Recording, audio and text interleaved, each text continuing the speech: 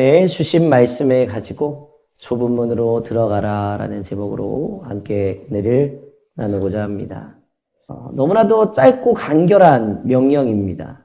좁은 문으로 들어가라. 너무나도 짧고 너무나도 간결한 명령이지만 이 명령은 우리의 운명을 결정하는 아주 중요한 명령입니다. 우리의 영원한 삶에 큰 영향을 미치는 주님의 귀한 명령이기 때문에 우리는 좁은 문으로 들어가라는 주님의 명령을 절대 경홀히 여겨서는 안 될 줄로 믿습니다. 오늘 예수님께서는 우리에게 두 가지 문을 말씀하고 계십니다. 하나는 넓은 문, 또 다른 하나는 좁은 문입니다. 그리고 그 문이 인도하는 길도 두 가지 길이라고 말씀을 하시죠. 하나는 넓은 길, 또 하나는 좁은 길. 넓은 문은 모든 사람이 편안하고 쉽게 들어갈 수 있는 문입니다.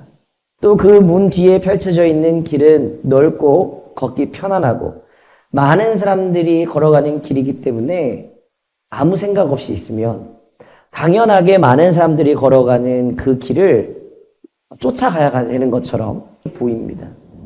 세상의 유혹과 세상의 욕망을 따라 걸어가는 쉬운 길이 바로 이 넓은 길, 넓은 문입니다. 그러나 주님께서는 그 넓은 문과 넓은 길은 멸망으로 인도하는 문이다 라고 단호하게 말씀하십니다. 여러분, 멸망은 이 세상에서의 실패만을 의미하지 않습니다. 하나님이 우리 가운데 주신 영원한 생명에서 끊어지고 하나님과의 관계가 단절되는 영의 죽음을 의미하는 것이 바로 이 넓은 문과 넓은 길 끝에 주어진 멸망인 것입니다. 반대로 좁은 문은 어떻습니까? 들어가기에 너무 좁습니다. 들어가기에 너무 힘듭니다. 불편합니다. 너무 협착해서 들어가기가 쉽지 않습니다. 무언가를 메고 있다면, 무언가를 손에 들고 있다면 이 모든 것을 다 내려놓아야만 간신히 들어갈 수 있는 그 문이 좁은 문입니다. 세상적인 욕심을 내려놔야 됩니다. 세상적인 가치관을 내려놓아야만 통과할 수 있는 문이 바로 좁은 문입니다. 그런데 그 문을 통과해서 편안하면 좋겠는데 문을 통과하고 나타난 길은 어떻습니까? 좁은 길입니다. 험난하고 들어가는 사람이 적어서 그 길을 걸어갈 때 외롭고 힘들 수 있습니다. 그러나 예수님은 또 단호하게 말씀하십니다. 좁은 문만이 생명으로 인도한다고 분명하게 말씀하고 있습니다. 생명은 무엇입니까? 하나님과의 온전한 관계가 회복되는 것, 영원한 기쁨과 평안을 누릴 수 있는 천국에서의 삶을 의미하는 것이 바로 생명입니다. 눈에 보일 때 너무나 힘들어 보입니다. 비좁아서 지나갈 수 있을까 생각이 들 수도 있습니다. 그러나 그 문은 생명의 문이요 생명의 길인 줄로 믿습니다. 그리고 무엇보다 중요한 것은 그 문과 길을 먼저 걸어가신 분이 있다는 것입니다. 누구입니까? 예수 그리스도. 예수님이 우리가 걸어가야 할 좁은 길을 먼저 가신 분이라는 것을 우리가 잊지 않게 되기를 소망합니다. 오늘 여러분은 어떤 문 앞에 서 계십니까? 넓은 문입니까? 좁은 문입니까? 어쩌면 통과하셨을 수도 있어요. 그러면 지금 걸어가고 있는 그 길이 넓은 길입니까? 아니면 좁은 길입니까? 이 질문에 대한 여러분의 진실한 대답이 여러분의 영원한 미래를 결정짓는 중요한 질문이 될 것입니다. 요한복음 14장 6절에 예수님은 더 명확하게 말씀을 하세요.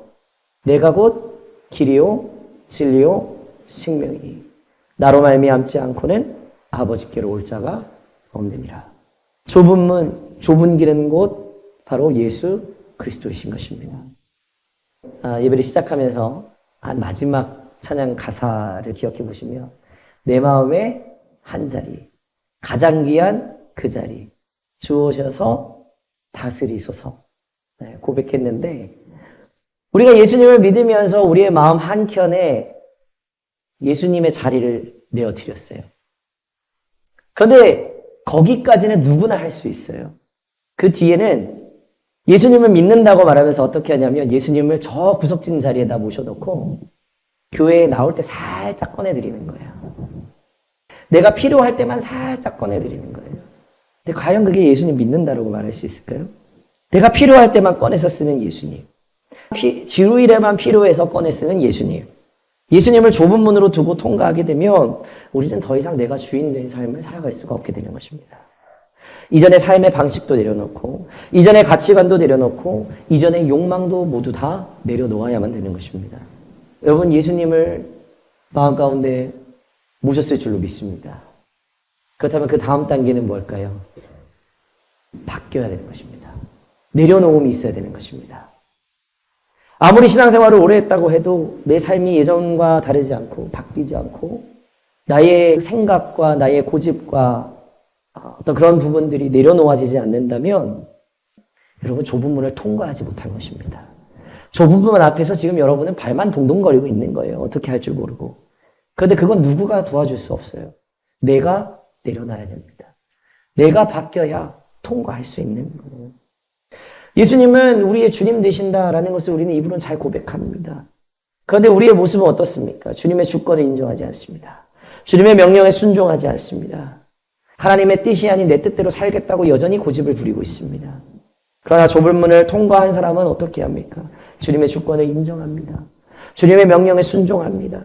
나의 뜻이 아니라 하나님의 뜻대로 살겠다고 결단하고 그대로 살아갑니다. 우리의 생각과 우리의 행동과 우리의 모든 결정이 예수 그리스도의 주권 아래에 분명하게 이루어져야 될 줄로 믿습니다. 그리고 좁은 문을 통과하기 위해서 필요한 조건이 또 있습니다. 그것은 바로 회개입니다. 회개는 삶의 방향을 완전히 바꾸는 변화지요.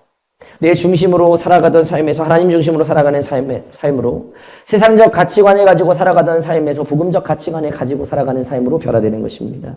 또 죄의 길에서 의의 길로 돌아서는 것입니다. 회개라고 하면 단순히 이렇게 생각하실 수 있어요. 내가 지나간 잘못을 뉘우치는 것. 그 정도가 회개라고 생각하실 수 있습니다. 그런데 아닙니다. 그것을 뛰어넘어서서 다시는 죄의 길로 돌아서지 않는 굳은 결심과 실천이 함께 되는 것. 그것이 바로 회개인 것입니다. 폴 워셔 목사는 회개는 죄에서 돌이키는 것이며 하나님께서 미워하시는 것을 미워하는 것이고 하나님께서 사랑하시는 것을 사랑하는 것입니다. 라고 이야기합니다. 죄를 피하는 것이 회개가 아니라 더 적극적으로 하나님을 사랑하고 하나님의 뜻을 따르는 삶을 선택하는 것이 회개라는 것입니다.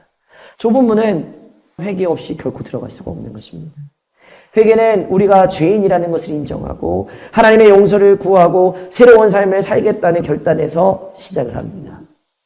많은 사람들이 좁은 문을 통과했다고 이야기합니다. 그런데 삶은 여전히 세상 사람들과 다를 바가 없어요. 주일을 맞이해서 지금 여러분이 이 자리에 앉아서 하나님께 예배하고 있지만 삶의 방식은 어떻습니까? 여전히 내 중심적인 삶, 세속적인 삶을 살아가고 있지는 않습니까?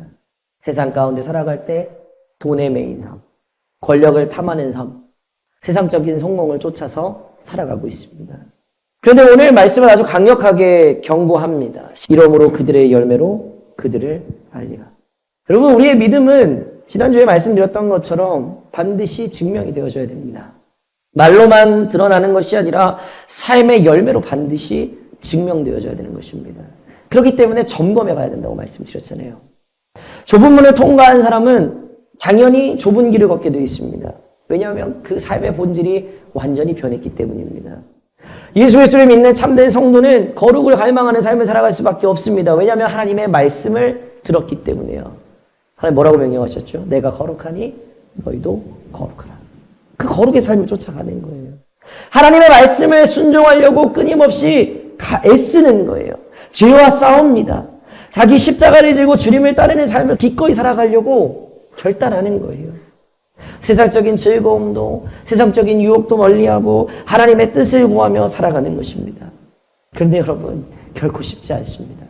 그 길을 걸어간다는 게 쉽지 않아요. 외롭습니다. 고단할 수 있습니다. 그러나 결단해야 된다는 거예요. 왜 어렵고 왜 외롭고 왜 고단할까? 세상과는 정반대의 방향으로 나아가는 길이기 때문에 그렇습니다. 그렇기 때문에 조롱받을 수 있습니다. 오해를 살 수도 있습니다. 심지어는 박해를 받을 수도 있습니다. 그렇기 때문에 좁은 길인 거예요. 그런데 이 좁은 길 끝에는 소망이 있는 줄로 믿습니다. 어떤 소망입니까? 영원한 생명이 기다리고 있는 것입니다.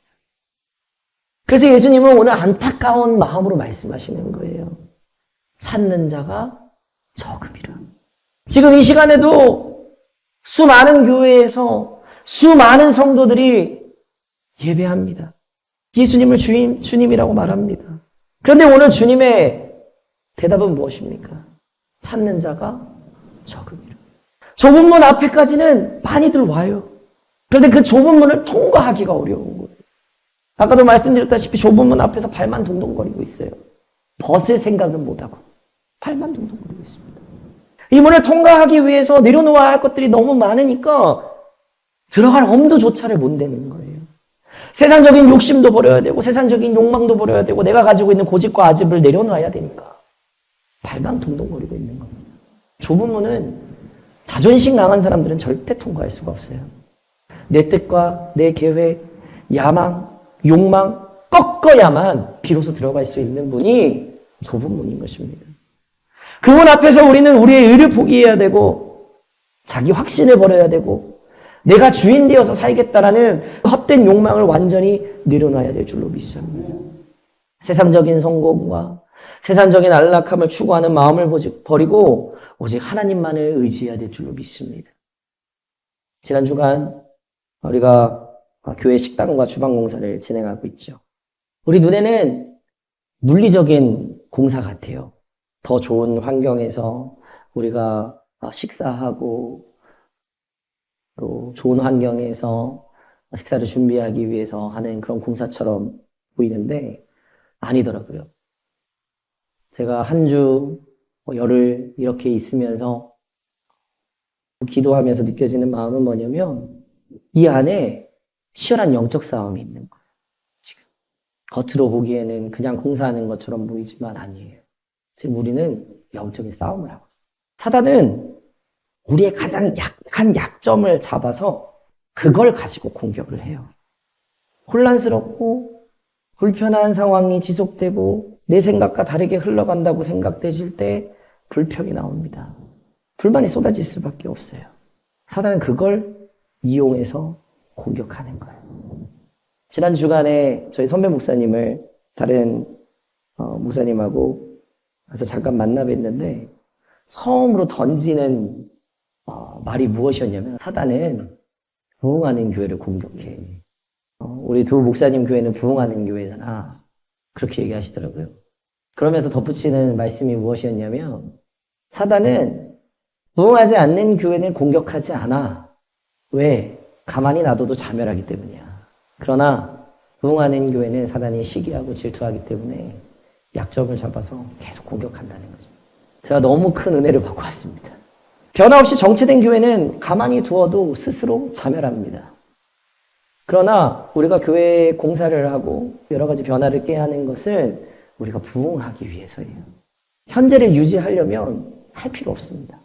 5년 뒤, 10년 뒤를 바라보고 하는 거예요. 어떻게 보면 여러 가지 이야기들이 나오는 게 역설적이게도 우리 교회가 성장하고 있다는 증거일 수 있습니다. 출산을 하려면 뭐가 있어야 되죠? 진통이 있어야 돼요. 진통 없는 출산이 없듯이 교회가 더 굳건하게 앞으로 나아가기 위해서는 저는 지금 이 시간이 반드시 필요하다고 생각을 해요. 네. 올 시기가 돼서 온 거예요. 이제 우리가 교회를 통합하고 3년이 됐기 때문에. 그런데 여러분, 어떤 결정을 담임 목사가 하더라도 진통이 있을 거예요. 그런데 이 진통은 반드시 겪고 넘어가야 됩니다. 그렇기 때문에 여러분 다친 마음이 아니라 열린 마음으로 담임 목사의 결정을 믿어주시고 따라주시고 여러분 헌신해 주시기를 부탁을 드립니다. 우리의 말과 행동이 내가 알게 모르게 여러분 사단의 도구로 쓰임받을 수 있다는 것을 여러분 기억하시기를 부탁을 드립니다. 그렇기 때문에 더 조심하고 주님의 뜻을 따라서 하나님께서 세워주신 이 공동체를 세우는 아름다운 통로로 여러분의 말과 행동이 쓰임받게 되기를 소망합니다. 사단은 긍정적인 말을 사용하지 않습니다. 늘 부정적인 말, 불신의 말, 공동체의 분열을 유도하는 말들을 통해서 혼란스럽게 만드는 거예요. 그렇기 때문에 여러분 결심하시기를 부탁드립니다. 내 생각에 부정적인 생각이 들고 부정적인 말들이 떠오른다면 여러분 침묵하십시오. 근데 하나님의 말씀보다 내 감정이 먼저 나타나게 되면 여러분 그 마음을 좀 내려놓으세요. 여러분 말의 힘이라는 것은 굉장히 무겁습니다. 한마디의 말 때문에 사람이 죽기도 하고 살기도 합니다. 내가 뱉은 한마디의 말이 공동체를 살리기도 하고 무너뜨리기도 하는 거예요. 말의 무게를 항상 기억하고 지금은 더 조심하고 더욱 믿음으로 우리가 말하고 행동해야 될 때라는 것을 여러분 기억하시기를 부탁을 드립니다. 여러분 하나님께서는 각 시대마다 공동체를 인도할 지도자를 세우셨어요. 우리 세움교회가 통합되면서 하나님은 부족하지만 저와 담임사모를 우리 교회 지도자로 세우신 줄로 믿습니다. 저희는 그 부르심에 응답해서 최선을 다해서 헌신하고 있어요. 여러분 기대에 완벽하지 않을 수 있어요. 왜요? 제가 아직 젊으니까. 여러분이 살아온 그 삶의 시간과 제가 살아온 시간이 다릅니다. 그리고 세대도 달라요. 그렇기 때문에 여러분 보시기에 부족하고 또 생각하는 것과 다를 수 있습니다. 완벽하지 않을 수 있어요. 그런데 여러분 한 가지만 기대해 주셨으면 좋겠어요. 제가 또 담임사모가 하나님께서 세운 공동체의 리더라고 생각하신다면 저와 담임사모의 결정을 통해서 우리 교회가 어떻게 변화되고 세워질지 여러분 기대하시기를 부탁드립니다. 그래서 기도해 주시고 사랑으로 이 길을 함께 걸어가 주셨으면 좋겠어요. 때로는 모든 것을 다 이해하지 못하실 수도 있습니다. 그러나 하나님의 섭리는 언제나 완벽하고 선하다라는 것을 기억하시고 믿음 안에서 저와 여러분이 함께 하나 되어서 걸어가게 되기를 소망합니다. 하나님을 신뢰함으로 하나님께서 세워주신 리더를 통해서 어떻게 놀라운 일들을 앞으로 행하실까를 기대하면서 여러분 나아가시기를 부탁을 드립니다. 하나는 확실합니다.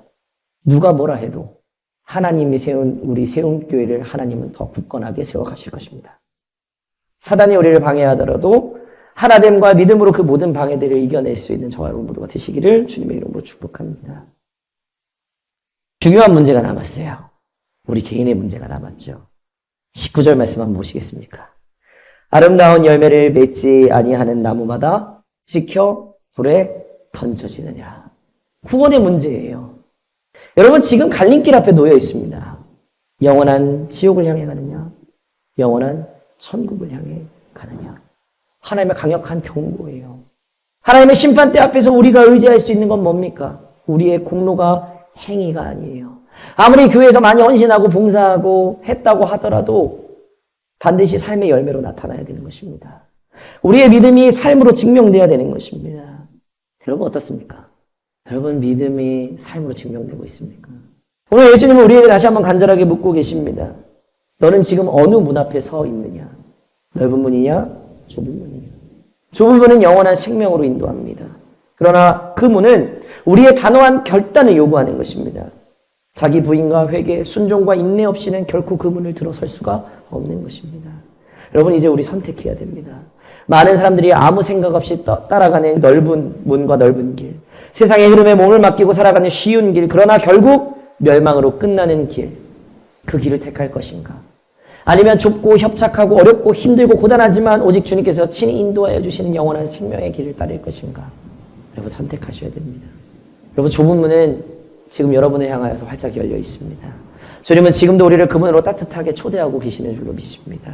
그 좁은 문을 용기 내어 지나 우리보다 먼저 앞서 걸어가고 계신 주님을 바라보며 좁은 길을 묵묵히 걸어가 마침내 영원한 생명의 면류관을 얻는 저와 여러분 모두가 되시기를 주님의 이름으로 간절히 부탁을 드립니다. 기도하겠습니다.